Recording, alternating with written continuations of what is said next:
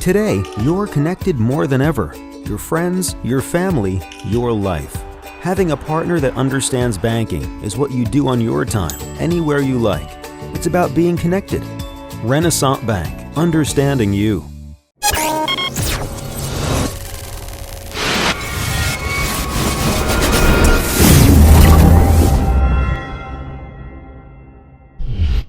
Sponsored by Renaissance Bank.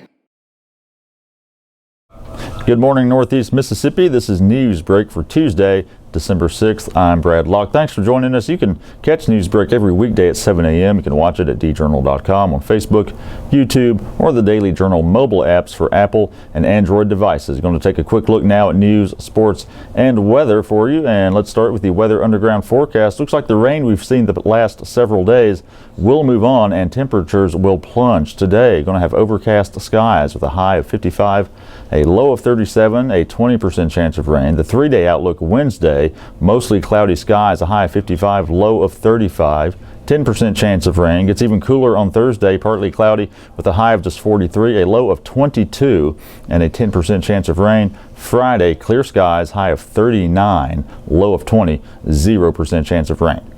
Let's take a look now at some of the top stories from your Daily Journal and djournal.com on this Tuesday. At least one Lee County supervisor wants to replace County Administrator Sean Thompson. District 2 Supervisor Mike Smith said during a Monday morning meeting of the Board of Supervisors that health-related issues continue to hamper Thompson's job performance. Thompson suffered a severe stroke in June of 2015. He was in a medically induced coma for 10 days and spent almost 3 weeks in intensive care. He began to ease back into his county administrator job by the end of 2015. Smith pressed the board on Monday to enter into an executive session to discuss personnel matters, but when no one agreed to do so, he forced discussion on the issue of Thompson. Smith cited recurrent forgetfulness by Thompson as a defect in his job performance, and none of the other supervisors said anything about the issue at the meeting. Smith expressed sympathy for Thompson's health struggles, but said taxpayers must come first. Elementary students across the Tupelo Public School District are rallying around one of their own this holiday season. Riley Hale, a third-grade student at Rankin Elementary, was diagnosed with bone cancer in August. Gifted students at Rankin, Joyner, Pierce Street, Thomas Street, and Parkway have organized a fundraiser for Hale that will take place Friday.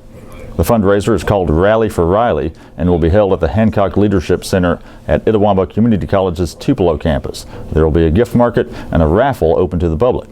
Now, this all started out as a service project for Rankin students, but the fundraiser quickly caught the attention of neighboring schools who asked to pitch in. Students have been working for months making crafts for Friday's event, including glitter ornaments in Hale's two favorite colors, pink and purple. Students will be asking for donations in exchange for the crafts. Several local businesses have also donated items to be raffled off.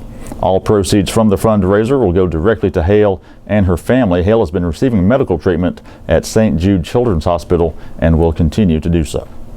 If you're planning to visit the Mississippi Capitol during the upcoming legislative session, you may need to allow more time to enter the building. One of the building's 2 public entrances will be closed for about a year while crews complete a renovation project. The biggest impact will be felt during the upcoming 3-month legislative session when the number of visitors to the Capitol increases significantly. That session starts in early January.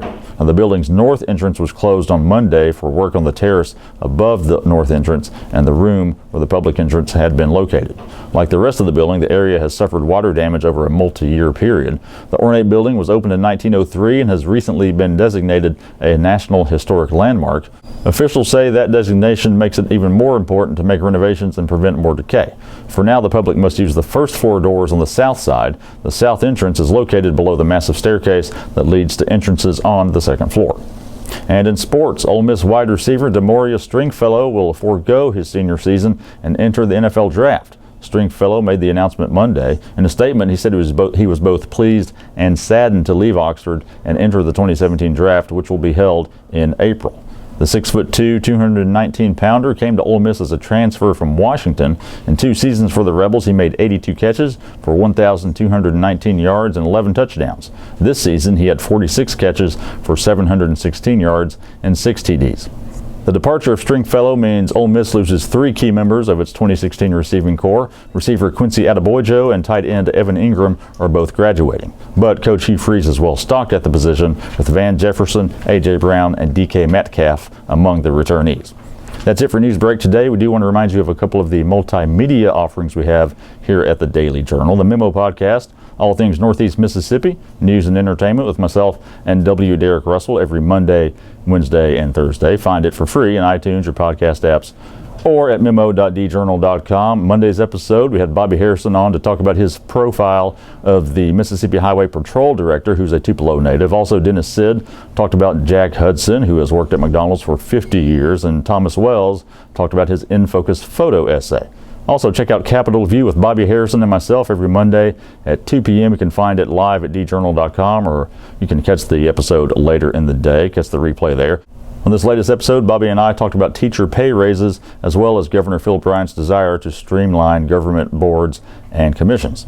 Also, check us out on Twitter at djournalnow. We're on Facebook as well. And all the stories I talked about today you can find in your Daily Journal and at djournal.com. That's it for Newsbreak on this Tuesday. I'm Brad Locke. We'll see you next time.